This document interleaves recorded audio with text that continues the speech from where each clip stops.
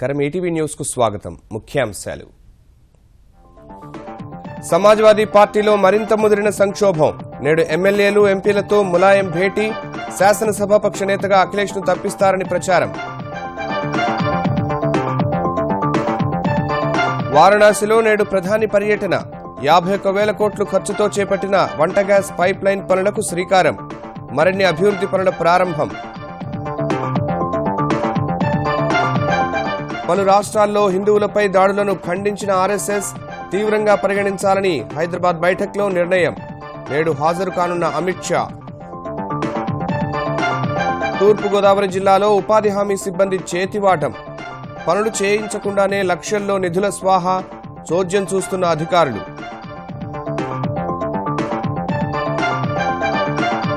వరంగల్ జిల్లా రైతులకు తప్పని నకిలీ విత్తనాల వెతలు.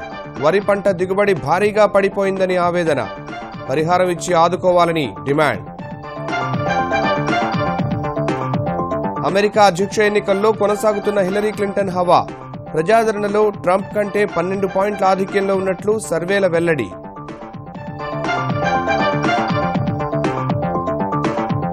న్యూజిలాండ్తో 3వ వన్డేలో భారత్ ఘన విజయం.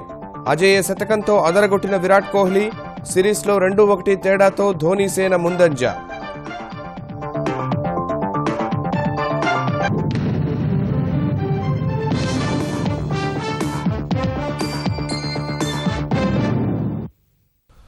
ఉత్తరప్రదేశ్లో అధికార సమాజ్వాదీ పార్టీ చీలిక దశకు చేరుకుంది. పార్టీ అధినేత ములాయం సింగ్, ఆయన కుమారుడు ముఖ్యమంత్రి అఖిలేష్ యాదవ్ మధ్య అంతరం మరింత పెరిగిపోయింది. పార్టీలో కీలకంగా వ్యవహరిస్తున్న అమర్ సింగ్ వర్గీయులు నలుగురిని అఖిలేష్ తన మంత్రివర్గం నుంచి తప్పించగా వెనువెంటనే అఖిలేష్ కు అండగా ఉన్న తన తమ్ముడు రామ్గోపాల్ యాదవ్ ను పార్టీ నుంచి ములాయం బహిష్కరించడం సంక్షోభాన్ని మరింత పెంచింది. ఇవాళ పార్టీ ఎంపీలు, ఎమ్మెల్యేలు, ఎమ్మెల్సీలతో ములాయం కీలక సమావేశం ఏర్పాటు చేయగా మరిన్ని కఠిన నిర్ణయాలు వెలువడే అవకాశం ఉంది. ఈ పరిస్థితుల్లో అఖిలేష్ కొత్త పార్టీ పెడతారనే ఊహాగానాలు కూడా వినిపిస్తున్నాయి.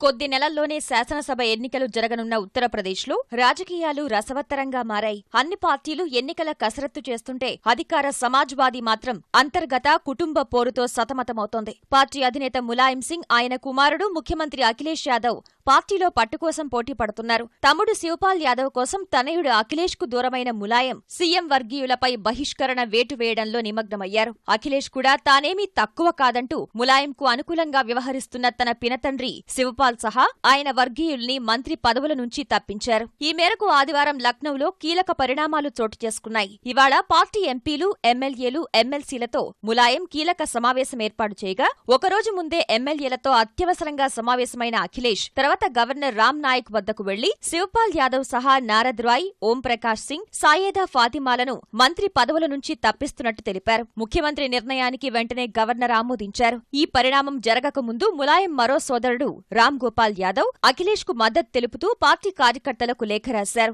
అఖిలేష్ ను వ్యతిరేకిస్తున్న వారు అసెంబ్లీలోకి అడుగు పెట్టలేరని హెచ్చరించారు. అఖిలేష్ ఎక్కడుంటే అక్కడే విజయం ఉంటుందని తన లేఖ ద్వారా స్పష్టం చేశారు. మరోవైపు తనపై వేటు పడగానే శివపాల్ యాదవ్ అన్న ములాయంతో భేటీ అయ్యారు. పార్టీ ఉత్తరప్రదేశ్ అధ్యక్షునిగా ఉన్న శివపాల్ ములాయంతో సమావేశం తర్వాత రామ్ గోపాల్ ను పార్టీ నుంచి బహిష్కరిస్తున్నట్టు ప్రకటించారు. రామ్ గోపాల్ పార్టీ వ్యతిరేక కార్యకలాపాలకు పాల్పడుతున్నారని, క్రమశిక్షణా చర్యల్లో భాగంగా 6 ఏళ్ల పాటు వేటు వేస్తున్నట్టు స్పష్టం చేశారు. రామ్ గోపాల్ భాజపా అగ్రనాయకులను కలుస్తున్నారని ఆరోపించిన శివపాల్ పార్టీని బలహీనపర్చేందుకు ప్రయత్నిస్తున్నారని మండిపడ్డారు. కుంభకోణంలో ఇరుక్కున్న ఆయన కుమారుడు, కోడల్ని కాపాడేందుకు భాజపా నేతలతో లాలూచీ పడుతున్నారని తీవ్రంగా నిందించారు. ఈ ఆరోపణలపై స్పందించిన రామ్ గోపాల్ తనను పార్టీ నుంచి బహిష్కరించినందుకు విచారించడం లేదని, తనపై చేసిన ఆరోపణలకు బాధ కలుగుతోందని శివపాల్ ని ఉద్దేశించి అన్నారు. ములాయం పెద్దన్న మాత్రమే కాక రాజకీయాల్లో తన గురువు అని తెలిపిన రామ్ గోపాల్ ప్రస్తుతం నేతాజీని దుష్ట శక్తులు చుట్టుముట్టాయని ఆందోళన వ్యక్తం చేశారు. తాను పార్టీలో ఉన్నా లేకున్నా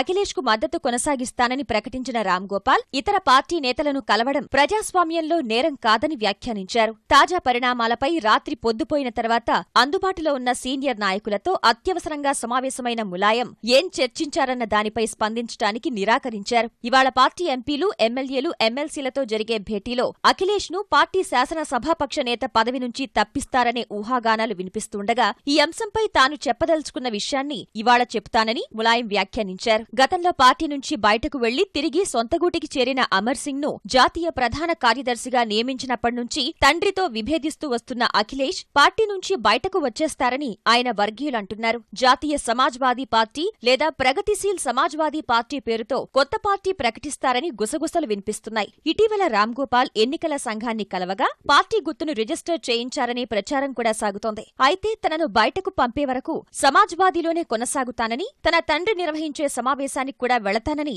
అఖిలేష్ తెలిపారు. ఈ పరిస్థితుల్లో సమాజ్వాదీ పార్టీలో ఎలాంటి పరిణామాలు చోటు చేసుకుంటాయనేది ఆసక్తికరంగా మారింది. ఉత్తరప్రదేశ్, బీహార్, ఝార్ఖండ్, బంగాల్, ఒడిశాలోని లక్షలాది కుటుంబాలకు పైప్ లైన్ ద్వారా వంట గ్యాస్ సరఫరా చేసే భారీ ప్రాజెక్టుకు ప్రధాని నరేంద్ర మోదీ నేడు శ్రీకారం చుట్టనున్నారు. ఊర్జా గంగా పేరిట 51,000 కోట్ల రూపాయల ఖర్చుతో చేపడుతున్న 1500 కిలోమీటర్ల పొడవైన గ్యాస్ పైప్ లైన్ నిర్మాణ ప్రాజెక్టును సొంత నియోజకవర్గం వారణాసిలో మోదీ ప్రారంభించనున్నారు. ఈ ప్రాజెక్టు ద్వారా వారణాసి వాసులకు 2 ఏళ్లలోనూ, ఇతర రాష్ట్రాల ప్రజలకు 3 ఏళ్లలో పైప్ లైన్ ద్వారా వంట గ్యాస్ సరఫరా చేయనున్నారు. ప్రధాని అయ్యాక 8వసారి వారణాసి వెళుతున్న మోదీ మరికొన్ని అభివృద్ది ప్రాజెక్టులను ప్రారంభించనున్నారు. వారణాసి నేపథ్యంగా రూపొందించిన తపాలా బిళ్లను విడుదల చేయనున్నారు. వచ్చే ఏడాది ఆరంభంలో ఉత్తరప్రదేశ్ శాసనసభ ఎన్నికలు జరగనున్న నేపథ్యంలో బుందేల్ఖండ్ ప్రాంతంలోని మహోబాలో ప్రధాని భారీ బహిరంగ సభ నిర్వహించనున్నారు. ఎన్నికల ప్రచారంలో భాగంగా మోదీతో యూపీలోని వేర్వేరు చోట్ల 8 సభలు నిర్వహించాలని భారతీయ జనతా పార్టీ భావిస్తుండగా మహోబా సభ వాటిలో మొట్టమొదటిదని తెలిసింది. సరిహద్దుల్లో కవ్వింపు చర్యలు కొనసాగిస్తున్న పాకిస్తాన్ మరొక భారతీయ జవాన్ను బలిగొంది. ఆదివారం సాయంత్రం కొన్ని గంటల వ్యవధిలోనే ఆ దేశ సైన్యం 3 సార్లు కాల్పుల విరమణ ఒప్పందాన్ని ఉల్లంఘించింది. ఆర్ఎస్పురా సెక్టార్లోని అంతర్జాతీయ సరిహద్దు వద్ద ఉన్న భారత సైనిక శిబిరాలే లక్ష్యంగా పాకిస్తాన్ రేంజర్లు మోర్టార్లు, చిన్నపాటి ఆయుధాలతో దాడికి దిగారు. ఈ దాడిని ధీటుగా తిప్పికొట్టే క్రమంలో 2 భారతీయ జవాన్లు గాయపడగా వారిలో ఒకరు చికిత్స పొందుతూ మరణించారు. శుక్రవారం రాత్రి ఇదే తరహాలో పాక్ సైన్యం జరిపిన దాడిలో జవాను గుర్నామ్ సింగ్ అమరుడయ్యారు. భారీ చొరబాటు యత్నాన్ని తిప్పికొట్టడంలో కీలక పాత్ర పోషించి పాకిస్తాన్ సైన్యం దాడిలో అమరుడైన జవాను గుర్నామ్ సింగ్ ను అశోక చక్ర పురస్కారంతో గౌరవించాలని బీఎస్ఎఫ్ ప్రతిపాదించనుంది. 26 ఏళ్ల గుర్నామ్ మృతదేహానికి జమ్మూలో నివాళులర్పించిన తర్వాత బీఎస్ఎఫ్ పశ్చిమ కమాండ్ అదనపు డీజీ అరుణ్ కుమార్ ఈ మేరకు వెల్లడించారు. జమ్మూ కశ్మీర్లోని కథుబా సెక్టార్లో కొందరు పాకిస్తానీ ఉగ్రవాదులు భారీ ఆయుధాలతో భారత్లోకి చొరబడేందుకు చేసిన ప్రయత్నాన్ని అడ్డుకోవడంలో గుర్నామ్ది కీలక పాత్రని అరుణ్ కుమార్ కొనియాడారు. చొరబాటును అడ్డుకున్నందుకు పాకిస్తాన్ సైన్యం మరుసటి రోజు ఆయన్ను లక్ష్యంగా చేసుకుని కాల్పులకు ఒడిగట్టిందని చెప్పారు. గుర్నామ్ సింగ్ త్యాగం యావత్ దేశాన్ని గర్వపడేలా చేసిందన్న బీఎస్ఎఫ్ అదనపు డీజీ ఆయన పేరును అశోక చక్ర పురస్కారం కోసం సిఫార్సు చేస్తామని తెలిపారు. జవాన్లను లక్ష్యంగా చేసుకుని కాల్పులకు తెగబడితే పాక్ సైన్యం తీవ్ర పరిణామాలు ఎదుర్కోవాల్సి వస్తుందని ఆయన స్పష్టం చేశారు. సరిహద్దులో ఎలాంటి పరిస్థితినైనా ఎదుర్కొనేందుకు బీఎస్ఎఫ్ సిద్ధంగా ఉందని తేల్చి చెప్పారు. బంగాల్, కేరళ, తమిళనాడులో హిందువులపై దాడుల్ని తీవ్రంగా పరిగణించాలని రాష్ట్రీయ స్వయం సేవక్ సంఘ్ నిర్ణయించింది. అఖిల భారత కార్యకారి మండలి 3 రోజుల సమావేశాల్ని హైదరాబాద్లో నిర్వహిస్తున్న ఆర్ఎస్ఎస్ తొలి రోజైన ఆదివారం నాడు ఈ మేరకు విస్తృత సమాలోచనలు జరిపింది. బంగాల్లో దుర్గా పూజ సందర్భంగా హిందువులపై జరిగిన దాడులు, తమిళనాడులో హిందుత్వ సంస్థల ప్రతినిధుల హత్య, కేరళలో ఆర్ఎస్ఎస్, భాజపా కార్యకర్తలు సహా హిందువులపై దాడులు వంటి అంశాలపై అఖిల భారత కార్యకారి మండలి చర్చించింది. అల్పసంఖ్యాక వర్గాల్ని తృప్తిపరిచే ఉద్దేశంతో బంగాల్ ప్రభుత్వం హిందువుల ప్రాథమిక హక్కుల్ని కాలరాస్తోందని ఆర్ఎస్ఎస్ ఆరోపించింది. కేరళలోని కమ్యూనిస్టులు రాజకీయ హత్యలకు ఒడిగడుతున్నారని మండిపడింది. హిందువులందరికీ ఆలయ ప్రవేశం, ఉమ్మడి తాగునీటి వనరు అందుబాటులో ఉండడం వంటి అంశాలపై తెలంగాణలో ఆర్ఎస్ఎస్ సర్వే చేయించినట్లు ఆ సంస్థ సంయుక్త ప్రధాన కార్యదర్శి బాగయ్య తెలిపారు. సమావేశాలు ఇవాళ కూడా కొనసాగనుండగా భారతీయ జనతా పార్టీ జాతీయ అధ్యక్షుడు అమిత్ షా హాజరు కానున్నారు. అస్పృశ్యతను అంగీకరించదు, పుట్టుకతో భేదభావాన్ని అంగీకరించే ప్రశ్నే లేదు. ఆ దృష్ట్యా అనేక గ్రామాల్లో సర్వే జరిగింది. తెలంగాణ ప్రాంతంలో 489 గ్రామాల్లో సర్వే జరిగింది, ఇంకా సర్వే జరుగుతోంది. ఆంధ్రప్రదేశ్లో కూడా సర్వే జరిగింది, జరుగుతోంది. 489 గ్రామాల్లో 431 గ్రామాల్లో మందిర ప్రవేశం ఉంది. అట్లాగే నీరు కూడా 475 గ్రామాల్లో అందుబాటులో ఉంది. శ్మశానం 299 గ్రామాల్లో అందరికీ, హిందువులందరికీ ఒకే చోట ఉంది, ప్రవేశం ఉంది. తెలంగాణలో కొత్త సచివాలయంతో పాటు శాసనసభ, మండలి భవనాల నిర్మాణాలకు సంబంధించి ముఖ్యమంత్రి కేసీఆర్ చర్యలు ముమ్మరం చేశారు. ప్రస్తుతం ఆంధ్రప్రదేశ్ అధీనంలో ఉన్న భవనాలను తెలంగాణకు కేటాయించే అంశంపై గవర్నర్ నరసింహన్తో ఆదివారం సుదీర్ఘంగా మంతనాలు జరిపారు. మంత్రి జగదీష్ రెడ్డితో కలిసి రాజ్భవన్కు వెళ్లిన ఆయన సచివాలయం, శాసనసభ, మండలి భవనాల అప్పగింత కోసం మంత్రిమండలి చేసిన తీర్మానం ప్రతిని గవర్నర్కు అందజేశారు. అనంతరం గంటసేపు గవర్నర్తో ఏకాంతంగా చర్చించిన కేసీఆర్ ఏపీకి కేటాయించిన భవనాలు వృధాగా ఉంటున్నాయని వివరించారు. వివరించారు. సచివాలయం పనులు ప్రారంభించేందుకు ఏపీకి ఇచ్చిన భవనాలను తెలంగాణకు అప్పగించేలా భవనాల కేటాయింపుల కమిటీ చైర్మన్గా చొరవ చూపాలని అభ్యర్థించారు. శాసనసభ మండలి భవనాలను మరోచోట నిర్మించి ఇప్పుడున్న వాటిని ప్రదర్శనశాలలుగా మారుస్తామని పేర్కొన్నారు. బేగంపేటలో నూతనంగా నిర్మించిన సీఎం అధికారిక నివాస సముదాయాన్ని సందర్శించాలని గవర్నర్ను కేసీఆర్ కోరారు. బ్రిజేష్ కుమార్ ట్రైబ్యునల్ తీర్పు సహా కొత్తగా ఏర్పడిన జిల్లాల్లో పాలన సజావుగా సాగుతున్నట్లు కేసీఆర్ గవర్నర్కు వివరించినట్లు తెలిసింది. బ్రిజేష్ కుమార్ ట్రైబ్యునల్ తీర్పుపై ఈ వారమే ముఖ్యమంత్రి చంద్రబాబుతో చర్చించి ఓ నిర్ణయం తీసుకుంటామని ఆంధ్రప్రదేశ్ జలవనరుల శాఖ మంత్రి దేవినేని ఉమామహేశ్వరరావు చెప్పారు. తీర్పుపై ప్రభుత్వం స్పందించడం లేదంటూ ప్రతిపక్షాలు దుష్ప్రచారం చేస్తున్నాయని ఆయన మండిపడ్డారు. విజయవాడలోని జలవనరుల శాఖ ప్రాంగణంలో కృష్ణా తూర్పు డెల్టా ప్రాజెక్టు కమిటీ సర్వసభ్య సమావేశంలో పాల్గొన్న మంత్రి ట్రైబ్యునల్లో వాదనలు వినిపించేందుకు న్యాయ నిపుణులతో చర్చిస్తున్నామని తెలిపారు. గత పాలకుల కారణంగా ప్రాజెక్టులు ముందుకు సాగలేదని ధ్వజమెత్తారు. సాక్షి పత్రిక అసత్య కథనాలు ప్రచురిస్తోందని మండిపడ్డారు. సాక్షి పత్రిక ఛానల్లో రాష్ట్ర ప్రభుత్వం దొంగ నిద్రపోతుంది. అంటే ఎంత బాధ్యతారాజ్యంగా వాళ్ళు రాసిన సమాచారంలో కూడా రైతాంగాన్ని ప్రజల్ని తప్పుపట్టించే అంశాలు కూడా రాశారు. దాని మీద మా రాష్ట్ర ప్రభుత్వం తరఫున ఒక లీగల్ నోటీస్ కూడా ఇచ్చి చట్టపరమైన చర్యలు కూడా తీసుకుంటున్నాం. మన ప్రాజెక్టులకి నీరు వచ్చే విధంగా అన్ని జాగ్రత్తలు కూడా తీసుకుంటామని చెప్పి కూడా స్పష్టంగా రాష్ట్ర రైతాంగానికి మన వాదనని సమర్థవంతంగా వినిపించి రాష్ట్ర రైతాంగ హక్కుల్ని కాపాడుతామని మరొకసారి సవినయంగా తెలియజేస్తున్నాం. ముఖ్యమంత్రి కేసీఆర్ చెప్పిన విధంగా తెలంగాణలో పౌర సేవలు అందించేందుకు పటిష్ట చట్టం తీసుకురావాలని లోక్సత్తా వ్యవస్థాపక అధ్యక్షుడు జయప్రకాష్ నారాయణ డిమాండ్ చేశారు. లంచం ఇవ్వకుండా ప్రజలకు పౌర సేవలు అందడం లేదన్న ఆయన ఎన్నికల సమయంలో గ్రామ పంచాయతీలకు 5 ఏళ్లలో 25,000 కోట్లు మంజూరు చేస్తామని చెప్పి ఇంతవరకు ₹1 ఇవ్వలేదని విమర్శించారు. ప్రభుత్వ పాఠశాలల్లో విద్యా ప్రమాణాలు పూర్తిగా పడిపోయాయని జేపీ ఆవేదన వ్యక్తం చేశారు. ఇవాళ నేను లెక్కలు తీశాను. గవర్నమెంట్ స్కూళ్లలో ఉన్న పిల్లలు ప్రభుత్వం పెట్టే ఖర్చు చూస్తే దాదాపు 12,000 కోట్ల రూపాయల పైచిలకు ప్రతి సంవత్సరం ఖర్చు పెడుతున్నాం. ఆంధ్రప్రదేశ్ కూడా కలిపితే అక్కడ 19,000 పెడుతున్నాం. 2 రాష్ట్రాలు కలిపితే 31,000 కోట్ల రూపాయలు పాఠశాల విద్య మీద ఖర్చు పెడతాం. తెలంగాణలో దాదాపు 40,000 రూపాయలు ఒక్కొక్క బిడ్డ మీద ఖర్చు అవుతుంది ఏడాదికి. ఇంత ఖర్చు పెడుతుంటే ఫలితాలు ఏమొస్తున్నాయి? 130 మంది పిల్లలకి 8వ తరగతిలో గవర్నమెంట్ స్కూల్ కానీ ప్రైవేట్ స్కూల్ కానీ, ప్రైవేట్ స్కూల్ కూడా ఎందుకంటే బెటర్ కానీ లేవు, కనీసం 2వ తరగతి స్థాయిలో చదవవలసినటువంటి ఒక పేరా కూడా చదవలేరు 8వ తరగతిలో. ప్రపంచంలో ఎన్నదగ్గ దేశాలలో అత్యంత అధ్వాన్నంగా చదువు ఉన్నది మన దేశం. ఎవరు మాట్లాడట్ల మన నాయకులు. మన పిల్లల చదువు సరిగ్గా లేకుండా పేదరికం ఎట్లా పోతుందో చెప్పండి నాకు. ఈ సేవలందే చట్టం తీసుకొచ్చి అమలు చేయండి సరిగ్గా. ఆ ఫైనాన్స్ కమిషన్ ఇచ్చిన డబ్బు కొంత, మన ఖజానా డబ్బు కొంత, ప్రజల పన్నుల డబ్బులో కొంత వాటాన్ని ప్రజలకి ఎక్కడెక్కడ మళ్ళీ మున్సిపాలిటీ కూడా కాదు నేను చెప్పేది, ఆ వార్డు కమిటీకి ఇచ్చేయండి. ఆ వార్డులో ప్రజలు కూర్చోమని. ఈ 3 పనులు చేస్తే పాలన మొత్తం చాలా మార్పు వస్తుంది. పేదలకు ఉపాధి కల్పించాలన్న లక్ష్యం నీరుగారుతోంది. కోట్లాది రూపాయల వ్యయంతో చేపడుతున్న ఉపాధి హామీ పనులపై సమగ్ర పర్యవేక్షణ లేక నిధులు పక్కదారి పడుతున్నాయి. అధికారుల ఉదాసీనత, క్షేత్ర సిబ్బంది చేతివాటం వల్ల ఆంధ్రప్రదేశ్లో పథకం లక్ష్యానికి తూట్లు పడుతున్నాయి. తూర్పుగోదావరి జిల్లా అల్లవరం మండలం మొగళమూరు పంచాయతీలో చేయని పనులకు నిధులు స్వాహా చేస్తున్నా కనీసం పట్టించుకునే పరిస్థితులు కనిపించటం లేదు.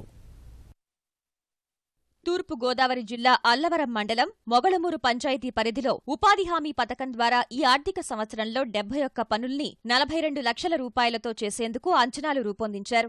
ఎక్కువ శాతం స్థానిక రైతుల పొలాల్లో వ్యవసాయ పనులు, పొలంగట్ల పటిష్టం, కాలువల్లో పూడికతీతకు ప్రాధాన్యం ఇవ్వాలని నిర్ణయించారు. అయితే స్థానికుల పొలాల్లో ఎలాంటి పనులు చేయకుండానే స్వాహా పర్వానికి తెరలేపారు. మొగళమూరుకు చెందిన దేవి సరస్వతి పొలంలో ఈ ఏడాది జూన్, జులై నెలల్లో గట్లు పటిష్టం చేసినట్లు చూపారు. ఒక ఐడి నెంబర్తో మంజూరైన పనిలో 61,562 రూపాయలు, మరో ఐడి నెంబర్తో మంజూరైన పనికి 56,154 రూపాయలు వ్యయం అయినట్లు చూపించారు. మొగళమూరుకు చెందిన వరప్రసాదరాజు పొలంలో గట్టు పటిష్టతకు 47,981 రూపాయల వ్యయం అయినట్లు నివేదికలో పేర్కొన్నారు. సిరిగట్లపల్లికి చెందిన సత్యనారాయణమూర్తి పొలంలో పనుల కోసం 9,960 ఖర్చు చేసినట్లు చూపారు. ఈ పొలాన్ని ఆయన 6 ఏళ్ల క్రితం ఆక్వాకు ఇచ్చేశారు. విమల అనే మరో మహిళకు చెందిన పొలంలో పనుల కోసం 74,753 రూపాయల వ్యయం అయినట్లు చూపించారు. వాస్తవానికి ఆమె పేరు మీద ఎలాంటి భూమి లేదు. గవరమ్మకు చెందిన పొలంలో జూన్ 27 నుంచి జులై 5 వరకు పొలంగట్టు పటిష్టం పనులు చేసినందుకు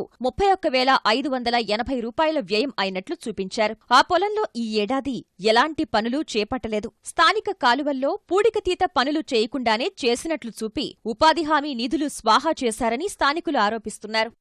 ఉపాధి హామీ పథకంలో అండి మాకు అసలు ఈ సంవత్సరం ఏ విధమైన పని చేయలేదండి. మా పొలంలో చేసినట్టుగా తెలిసి మాకు ఏంటని చూస్తే రికార్డులో నా పేరు ఇవన్నీ ఉన్నాయండి, సర్వే నెంబర్లో. దాని ప్రకారంగా మస్తర్లు వేసేసి తీసేసుకున్నారండి. ఇదేంటని అడుగుతుంటే చేసేసాం అలా ఎలాగని దబాయించేస్తున్నారండి. నాకు 2 ఎకరాల 7 సెంట్లు భూమి ఉందండి. 6 సంవత్సరాల నుంచి చెరువుల్లోనే ఉన్నాయండి. ఆక్వా సీడ్ వేసుకుని పెంచుకుంటున్నారు. ఈ ఉపాధి హామీ పథకం వాళ్ళు మా చెరువుల్లో కానీ మా పొలాన్ని కానీ ఏం పని చేయలేదు. వాళ్ళు మా పేరున పనిచేసినట్టుగా చెప్పి ఆ డబ్బులు వాళ్ళే తీసుకుని తినేశారు. నా పేరున అయితే భూమి లేదండి. మా ఆయన గారి పేరున ఉందండి భూమి. నా పేరున డబ్బులు తీసుకున్నారండి. ఈ సంవత్సరంలో అయితే మాకైతే ఏ పని కూడా చేయలేదండి. చేలు పండట్లేదని చెరువులకి ఇచ్చేసామండి లీజుకి. ఒక 8 నెలలు అయిందండి. ఇప్పుడు ఏం పని ఏమీ లేవండి మాకు. అనవసరంగా మా చేలో పని చేసామని ఈ డీటెయిల్గా పొద్దులు రాసి డబ్బు తీసుకున్నారంటండి. ఉపాధి హామీ పనులకు వెళ్లని వారి పేరు మీద వేతనాలు మంజూరు చేశారు. వారి ఖాతాల్లో జమ అయిన డబ్బులో కొంత వారికిచ్చి మిగతా మొత్తం అక్కడి సిబ్బందే కాజేశారు. ఆరోగ్యం బాగాలేదని ఎట్ట మానేసానండి. 10 రోజులు పోయిన తర్వాత కిస్మతే డబ్బులు వచ్చే పట్టురా నేను చెప్తానని చెప్పి ఆ డబ్బులు తీసుకుని ఇంటికి అట్టుకెళ్ళి ఇచ్చాను. 3000 తీసుకుని 1000 రూపాయలు నాకు ఇచ్చి సరే అని చెప్పేసి తీసుకుని వెళ్ళిపోమని. నాకు పని చేసినట్టు చేసి కూడా పని చేయలేదండి. మే నెల నుంచి అసలు జూన్ జూలై కూడా పని చేయలేదండి. నాకు మాత్రం చేసి కూడా అట్టుకు ఇచ్చేసేవాడి డబ్బులు తీసేసుకుని నాకు 200 చొప్పున ఇచ్చేవాడు. ఇచ్చినప్పుడల్లా 200 ఇచ్చేవాడు. ఉపాధి పనుల్లో క్షేత్రస్థాయిలో అవకతవకలు జరుగుతున్నా చర్యలు తీసుకోకపోవడంపై విమర్శలు వెల్లువెత్తుతున్నాయి. విత్తు నుంచి విక్రయం వరకు రైతులకు అడుగడుగునా కష్టాలు కన్నీళ్లు తప్పడం లేదు. నకిలీ మిరప విత్తనాల విపత్తు నుంచి తేరుకోకముందే అన్నదాతకు నకిలీ వరి విత్తనాల రూపంలో మరో ఎదురుదెబ్బ తగిలింది. కల్తీ విత్తు వల్ల 6 గాలం శ్రమించిన కర్షకుడికి కష్టాలే మిగులుతున్నాయి. నకిలీతో దిగుబడి తగ్గి అప్పుల్లో కూరుకుపోతున్నామని వరంగల్ జిల్లా రైతులు ఆందోళన చెందుతున్నారు. ప్రకృతితో జూదంగా మారిన వ్యవసాయంలో ఏటా ఏదో రూపంలో రైతు చిత్తవుతున్నాడు. ఈ ఏడు అంతో ఇంతో వాతావరణం అనుకూలించి సమృద్ధిగా వర్షాలు కురిశాయన్న ఆనందం అన్నదాతకు అంతలోనే ఆవిరైపోయింది. నకిలీ వరి విత్తనాల దెబ్బకు రైతు నిలువునా దగా పడుతున్నాడు. వరంగల్ గ్రామీణ జిల్లా పరకాల, సాయంపేట, నార్లాపూర్ మండలాల్లో సర్కార్ రాయితీ విత్తనాలు కొని సాగు చేసిన రైతులకు కడగండ్లే మిగిలాయి. వ్యవసాయ శాఖ నుంచి వస్తున్న విత్తనాలన్న నమ్మకంతో నాగలి పట్టిన వారు కల్తీ దెబ్బకు నట్టేటా మునిగారు. దిగుబడులు తగ్గి మాయదారి రోగాలతో నష్టపోయామని ఆవేదన చెందుతున్నారు. నేను 2 ఎకరాల పొలానికి 2 బస్తాలు సీడ్ అని ఆగ్రోస్ కాడ తెచ్చిన. కల్తీ వచ్చింది. ఒక పావుల వంతు బీపీటీ ఉంది. ఏంది సార్ ఇట్లా అని నేను వ్యవసాయ దగ్గర పోయి అప్లికేషన్ పెడితే వారం రోజుల తర్వాత వచ్చిండు. ఇచ్చిన నేనేం చేయలేను. ఏపీ సీడ్ వాళ్ళు ఆ గవర్నమెంట్ ఇది నేనేం చేయలేను, నా వల్ల కాదు, నువ్వు ఇష్టం ఉన్నది చేసుకోపో సార్ అన్నాడు. ఇప్పుడు ఎకరాన్ని వచ్చి ఒక 25,000 30,000 దాకా పెట్టుబడి అయింది సార్. 2 ఎకరాలు 2.5 ఎకరాలు అలా పంట దిగుబడి రావట్లేదు. ఇప్పుడు మొత్తం ఈ కల్తీ వచ్చిన పోతుంది. ఇప్పుడు ఈ బీపీటీ వచ్చేటాలకు అవి రాలిపోతాయి సార్, దిగుబడి రాదు. పంట పండించుకుంటాం అని చెప్పి ఆశ కొద్ది ఆగ్రోజు దాంట్లో స్వీడ్ తెస్తే మొత్తం 3 పావుల మందం కలితే 1 పావుల మందం సామర్చుకున్నది. ఇది కోతకొచ్చే వరకు ఉన్న వాళ్ళు రాలిపోతాయి. పావుల మందం దిగుబడి వస్తుంది. పెట్టుబడి 30,000 సిల్లర్ వస్తుంది. కేవలం కలిసి 3 పావుల మందం కలిసి 1 పావుల మందం పీపీటీ. మామూలుగా మా విలేజ్ లో కూడా ఫర్టిలైజర్ షాప్ ఉంది. ఇక్కడికంటే ఒక 100 రూపీస్ తక్కువ అని చెప్పి 100 కోసం ఆగ్రోజ్ తీసుకొచ్చినాం. ఆగ్రో 3 బస్తాలు తీసుకొచ్చినాం. కాకపోతే ఇప్పుడు మాకు ఒక ఎకరానికి వచ్చేసి 30,000 నష్టం వచ్చింది. బయట అదే ప్రైవేట్ లో కంటిన్యూ చేసేటోళ్ళలో బాగున్నది. క్రాప్ అయినా కల్తీ లేకుండా ఆగ్రోస్ నమ్మి గవర్నమెంట్ నమ్మిపోయిన వాళ్ళకు మాకు మొత్తం పూర్తిగా నష్టం వచ్చింది సార్. బయట విపణిలో కొంటే మోసపోతున్నామని, సర్కారీ విత్తనాలు కొంటే అక్కడా దగాపడ్డామని లబోదిబోమంటున్నారు. అగ్రో సేవా కేంద్రాలపై ఉన్నతాధికారుల నిఘా వైఫల్యం ఉందని బాధిత రైతులు ఆరోపిస్తున్నారు. పొట్ట దశలో ఉండి తీరా చేతికొచ్చే సమయానికి ధాన్యం రాలిపోతుందని ఆవేదన వ్యక్తం చేస్తున్నారు. నష్టం ఇప్పుడు 2 ఎకరాల పంటల ఒక 20 గుంటలు వస్తుంది కావచ్చు పంట. ఆ 20 గుంటల పంట ఏం అప్పు తీరుతుంది? ఎవరికి కట్టగలుగుతాం? ఆ రైతు ఏం తింటాడు? తన భార్య బిడ్డలు ఎట్లా చదువుకుంటాడు సార్? వరి పొట్టకొచ్చేసరికి ఏమున్నది, ఒక నెల ముందే అంత కల్తీ ఉండి ఈ విధంగా చిన్న జేజేలా అది ఏదో ఒక రకం అది మొత్తం ఈనేసింది సార్. ఇగో ఇది బీపీటీ రకం, ఇది ఇప్పుడు ఇంత అంది. ఈ విధంగా కల్తీ ఉండడం వల్ల మాకు తీవ్రంగా నష్టం జరుగుతుంది. మినిమం ఒక 50 బస్తాలు పండించే రైతు కనీసం 20-25 బస్తాలు అయ్యే అవకాశం కూడా లేదు సార్. దీనికి గవర్నమెంట్ వెంటనే స్పందించి మా రైతులకు న్యాయం చేయాలని చెప్పి మేము కోరుకుంటాం. ఒక్కొక్క కర్ర ఈని కర్ర అంచింది, ఒకటి పొట్టకొచ్చింది, ఒకటి ఇంకా ఇప్పుడే గనకొచ్చి చాలా నష్టపోతాను. 20-25 మంది రైతులు చాలా బాధపడుతున్నాము. గవర్నమెంట్ ఎడితిరి మమ్మల్ని ఆదుకోవాలి. వరుస కరువుతో డీలా పడిన అన్నదాతకు నకిలీ విత్తనాల బెడద కంటిమీద కునుకు లేకుండా చేస్తోంది. నష్టపోయిన తమకు పరిహారమిచ్చి ఆదుకోవాలని బాధిత రైతులు కోరుతున్నారు. అమెరికా అధ్యక్ష ఎన్నికలు మరో 2 వారాల్లో జరగనున్న వేళ డెమోక్రటిక్ పార్టీ అభ్యర్థి హిలరీ క్లింటన్ మరింత పుంజుకున్నారు. ప్రజాదరణ విషయంలో ప్రత్యర్థి రిపబ్లికన్ పార్టీ అభ్యర్థి డొనాల్డ్ ట్రంప్ కంటే ఏకంగా 12 పాయింట్ల ఆధిక్యంలో నిలిచారు. ఆమె ఇంతటి భారీ ఆధిక్యం సాధించడం ఇదే తొలిసారని సర్వే నిర్వహించిన ఏబీసీ న్యూస్, వాషింగ్టన్ పోస్ట్ తెలిపాయి. గతంలో ఎప్పుడూ లేనంతగా హిల్లరీకి 50% మంది ఓటర్లు మద్దతు తెలుపగా ట్రంప్ను 38% మంది మాత్రమే సమర్థించారని వెల్లడించాయి. హిల్లరీ ఇంతటి ఎక్కువ ప్రజాదరణను పొందడం, ట్రంప్ ఈ స్థాయిలో వెనుకబడడం ఇదే తొలిసారి ఏబీసీ న్యూస్, వాషింగ్టన్ పోస్ట్ వివరించాయి. మహిళల పట్ల ట్రంప్ వైఖరి సహా అమెరికా అధ్యక్ష ఎన్నికల ప్రక్రియ లోపభూయిష్టమన్న ఆయన వ్యాఖ్యల పట్ల అత్యధిక మంది ఓటర్లు అసమ్మతి తెలిపినట్లు వెల్లడించాయి. ఇలా అనేక సర్వేలు హిల్లరీదే విజయమని చెబుతున్నప్పటికీ ట్రంప్ మాత్రం వెనక్కి తగ్గడం లేదు. ఎన్నికల్లో గెలిచి అధ్యక్ష పీఠాన్ని అధిరోహించి తీరుతానని క్లీవ్లాండ్ సభలో ఆయన విశ్వాసం వ్యక్తం చేశారు. క్రికెట్లో ప్రస్తుతం అద్భుత ఫామ్లో ఉన్న విరాట్ కోహ్లీ అజేయ శతకం, సారథి ధోని కెప్టెన్ ఇన్నింగ్స్తో న్యూజిలాండ్తో జరిగిన 3వ వన్డేలో భారత్ జట్టు ఘన విజయం సాధించింది. తొలుత బ్యాటింగ్ చేసిన కివీస్ నిర్దేశించిన 286 పరుగుల లక్ష్యాన్ని ధోని సేన 3 వికెట్లు మాత్రమే కోల్పోయి ఛేదించింది. 5 వన్డేల సిరీస్లో భారత్ జట్టు 2-1 తేడాతో ముందంజలో నిలిచింది. ఈటీవీ న్యూస్ సమాప్తం. నమస్కారం.